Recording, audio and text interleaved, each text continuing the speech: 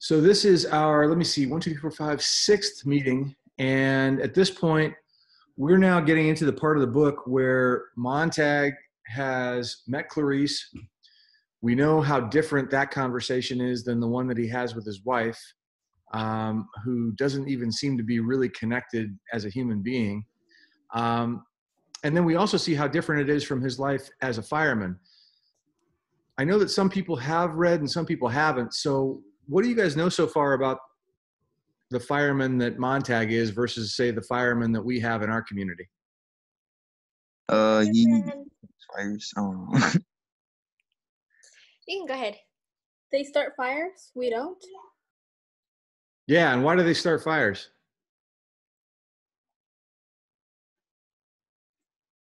What do they burn? Books. English, English literature books. I don't know. I don't remember. Yeah, you're right, Michael. That's exactly it. So yesterday we were talking about the fact that it's kind of ironic because the author of this book was worried that we eventually might have authorities that would prevent us from reading. And the reason he was worried about that is obviously the more information people have, the more they can think and decide things for themselves. We didn't really go that way, though. In fact, it's weird because here I find myself in the business of trying to get people to read. So yesterday, if you saw the course blog, a couple students had a great idea for a prompt on a post, and I put that up along with the notes from yesterday's recording. Please have a look at that if you haven't already, just because it's fun to think about, especially when you look at current events. And my son just actually wrote a little bit about the coronavirus and how the government's handling it for his English class. And one of the things that we were both kind of looking at was we're not getting a whole lot of leadership and we're not getting a whole lot of information or honest communication that we can rely on. So the more that people can A, read, and B, decide what is credible and worth trusting, the better off they're going to be in this whole thing. And that actually goes hand in hand with what we're reading. So let's pick up on the page where yesterday they talked about Benjamin Franklin being the first fireman, and they've obviously made up a history that makes no sense either for their purpose of telling this story. But the alarm now sounded, and they're taking off for their very first call, and this is the first time that we get to see them in action. It was a flaking 3-story house in the ancient part of the city, a century old if it was a day. But like all houses, it had been given a thin fireproof plastic sheath many years ago, and this preservative shell seemed to be the only thing holding it in the sky. Here we are. The engine slammed to a stop. Beatty, Stoneman, and Black ran up the sidewalk, suddenly odious and fat in their plump fireproof slickers. Does anyone have any guesses what the word odious might mean? Odious means hateful, disgusting, repulsive. These are not appealing people. And then Montag followed. They crashed the front door and grabbed at a woman, though she was not running. She was not trying to escape. She was only standing, weaving from side to side, her eyes fixed upon a nothingness in the wall, as if they had struck her a terrible blow upon the head. Her tongue was moving in her mouth, and her eyes seemed to be trying to remember something, and then they remembered, and her tongue moved again. Play the man, Master Ridley. We shall this day light such a candle by God's grace in England as I trust shall never be put out. Enough of that. Oh, good one, Elba. I just saw your chat note. Odio in Spanish means hate. That's exactly the same root. Beatty says, enough of that. Where are they? He slapped her face with such amazing objectivity and repeated the question. The old woman's eyes came to a focus upon Beatty. You know where they are, or you wouldn't be here, she said. What's the they? What is he asking her about? Books. Yeah, you got it. Nice job, Lena. Stoneman held out the telephone alarm card with the complaint signed in telephone duplicate on the back. Have reason to suspect. Attic, 11, number Elm City, EB. That would be Mrs. Blake, my neighbor, said the woman, reading the initials. All right, men, let's get him. Next thing, they were up in musty blackness, swinging silver hatchets at doors that were, after all, unlocked, tumbling through like boys, all rollick and shout. Hey, A fountain of books sprang down upon Montag as he climbed, shuddering up the stairwell. How inconvenient. Always before, it had been like snuffing a candle. The police went first and adhesive taped the victim's mouth and bandaged him off into their glittering beetle cars. So when you arrived, you found an empty house. You weren't hurting anyone. You were hurting only things. And since things really couldn't be hurt, since things felt nothing, and things don't scream or whimper, as this woman might begin to scream and cry out, there was nothing to tease your conscience later. You were simply cleaning up. Janitorial work, essentially. Everything to its proper place. Quick with the kerosene. Who's got a match? But now, tonight, someone had slipped. This woman was spoiling the ritual. The men were making too much noise, laughing, joking, to cover her terrible accusing silence below. She made the empty room soar with accusation and shake down a fine dust of guilt that was sucked in their nostrils as they plunged about. It was neither cricket nor correct. Montag felt an immense irritation. She shouldn't be here on top of everything. Books bombarded his shoulders, his arms, his upturned face. A book landed almost obediently like a white pigeon in his hands, wings fluttering. In the dim, wavering light, a page hung open, and it was like a snowy feather, the words delicately painted thereon. In all the rush and fervor, Montag had only an instant to read a line, but it blazed in his mind for the next minute as if stamped there with fiery steel. Time has fallen asleep in the afternoon sunshine. That was the line that he read in the book. He dropped the book. Immediately, another fell into his arms. Montag, up here. Montag's hand closed like a mouth, crushed the book with wild devotion, with an insanity of mindlessness to his chest. The men above were hurling shovelfuls of magazines into the dusty air.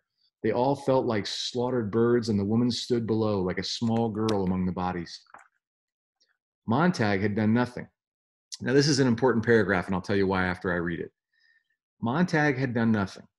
His hand had done it all. His hand, with a brain of its own, with a conscience and a curiosity in each trembling finger, had turned thief.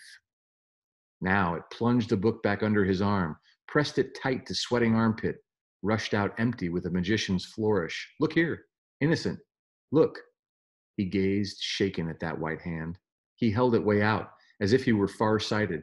He held it close, as if he were blind. What just happened? Did he take the book? That's absolutely right, Elva.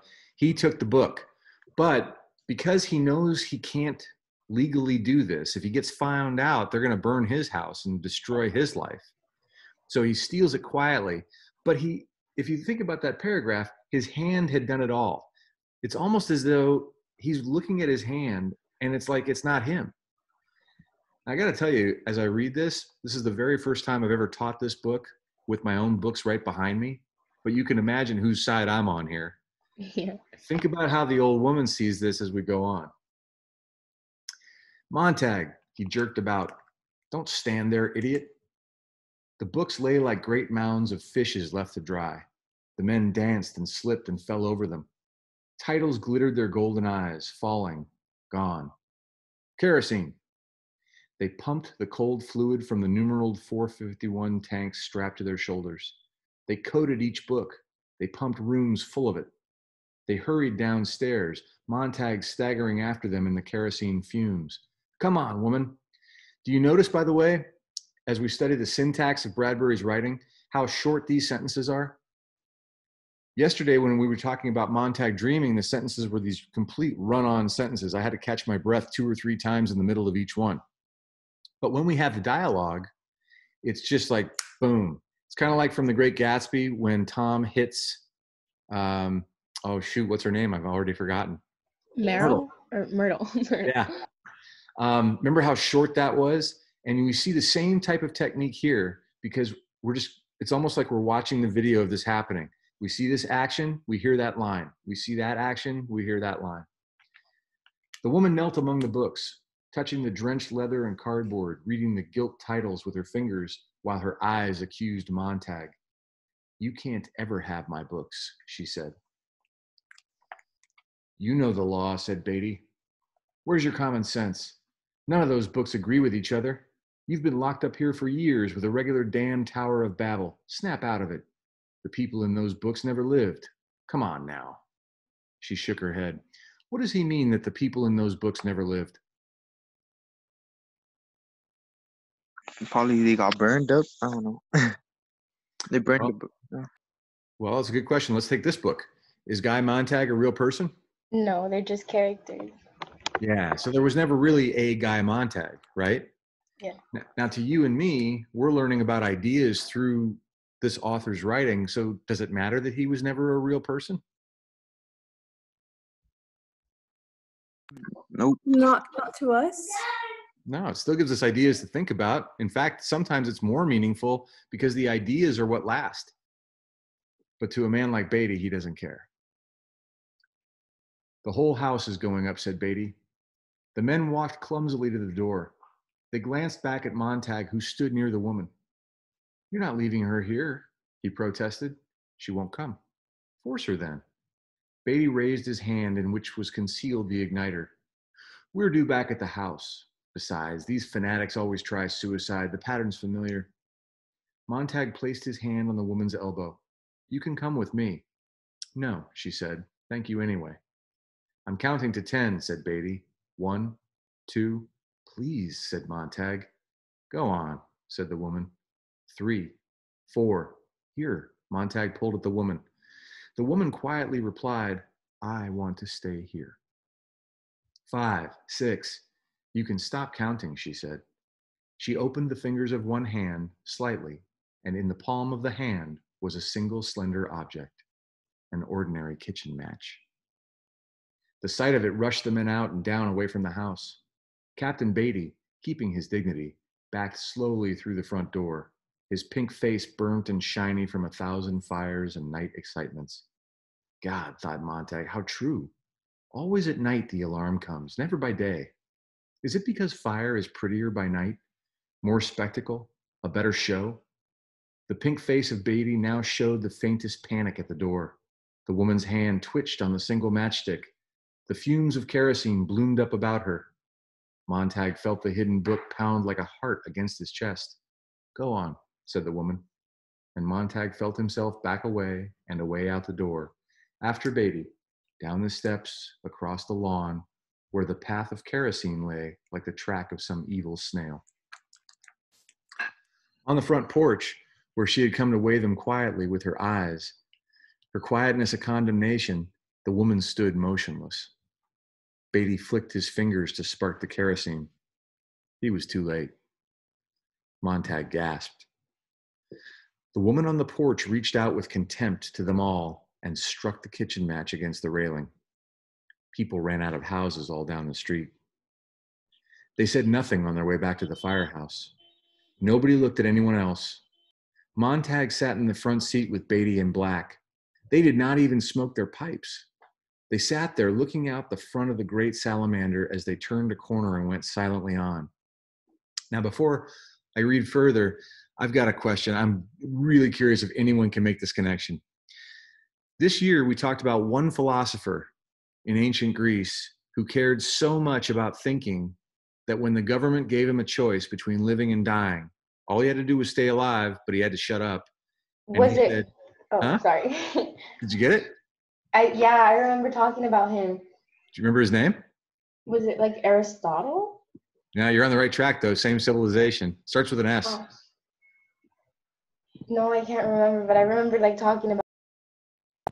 He said the unexamined life is not worth living, and he drank the hemlock. He also gave the name that we used for that seminar when we put all the chairs in a circle.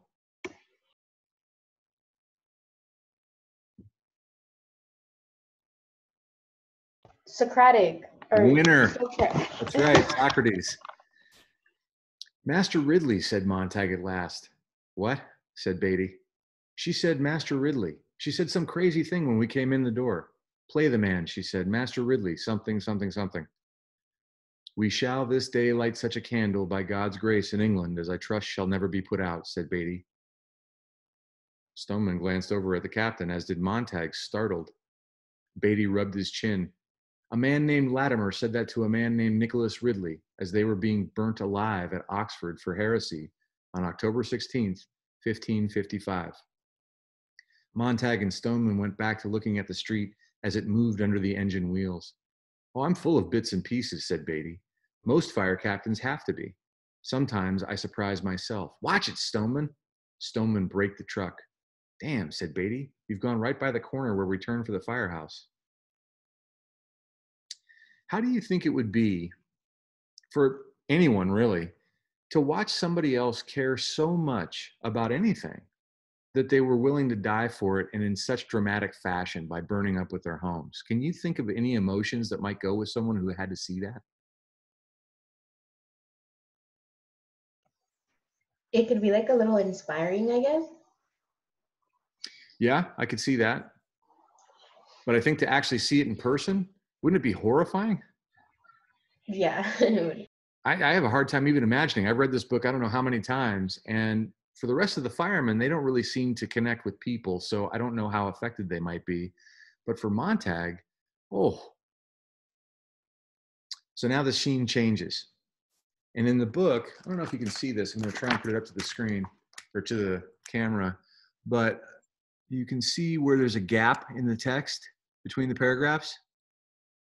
So as I read this, the author uses that technique to let me know that they were in the fire truck, but now the action's going to come from someplace different. So I have to imagine where that might be. "Who is it? Who would it be?" said Montag, leaning back against the closed door in the dark. His wife said at last, "Well, put on the light." "So where is he now?" At home? "Yeah, he's at home." "I don't want the light. Come to bed." He heard her roll impatiently. The bed springs squealed.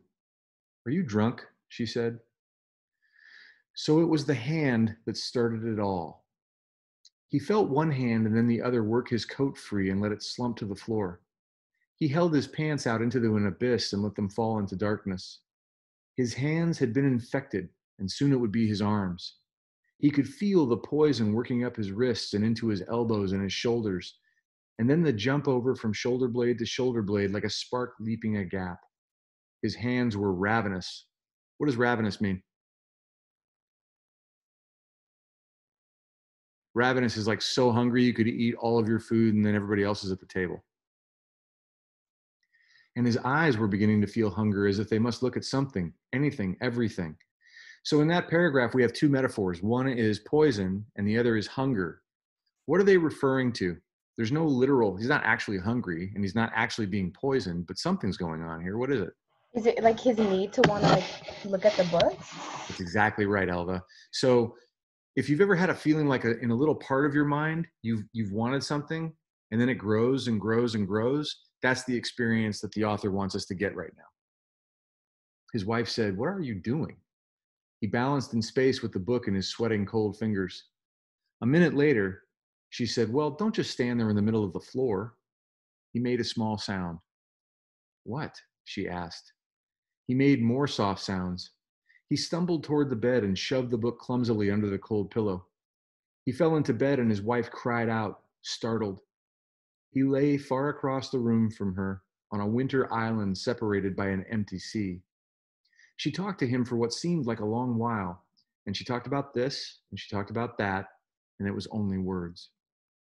Like the words he had heard once in a nursery at a friend's house, a 2-year-old child building word patterns, talking jargon, making pretty sounds in the air. But Montag said nothing, and after a long while, when he only made the small sounds, he felt her move in the room and come to his bed and stand over him and put her hand down to feel his cheek. He knew that when she pulled her hand away from his face, it was wet. Why?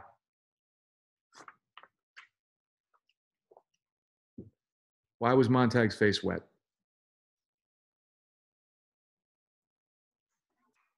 Was he sweating? Good guess. Or No. was he like crying?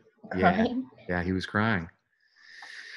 Why do you think the author would have made that choice? Why not just come out and say that Montag was crying? Because it was kind of like a delicate kind of like situation. Like it's not just that he was crying just for no reason. Like there was like a big meaning behind it. Yeah. And also, when we have to make those connections, there's something that happens in us when we have to think and do that work to connect the dots and figure out what things mean that bring us a little bit closer to the author and what he wants us to think and wants us to feel, right? It's kind of like when a teacher just tells you everything that you need to do and gives you all the answers and then everybody copies the homework. That kind of bounces off. Doesn't really sink in a meaningful way, right? But if you care enough about something to figure it out for yourself like a puzzle, all of a sudden, like, has anyone ever done a jigsaw puzzle? Yeah. Yeah. So how do you feel about a jigsaw puzzle when it's time, like you finish, you put in the last piece and somebody says, okay, and let's just break the whole thing up? You feel like you don't like you're like, oh, my hard work is going to waste. Yeah, like there's something of me in that because I had to do something to get it. And by the way, right now, everybody's like selling out on jigsaw puzzles. It's like the best therapy thing ever, apparently. My wife went on Amazon and said that there was one for like $75 because you can't find them. Books are the same way. And so when they're written well and you actually have to do some work, you make an investment and you're now a part of it. It's almost like a relationship. Sometimes when I get to the end of a book, if I'm really in it and I'll turn the last page, I feel like I'm saying goodbye to people in my life. You know what I mean? I do. You can kind of make that connection with like shows too. Like when Mhm. the season's finally over, you're like, you just don't know what to do with yourself anymore. What was a good show that you actually got involved with the characters and felt that way?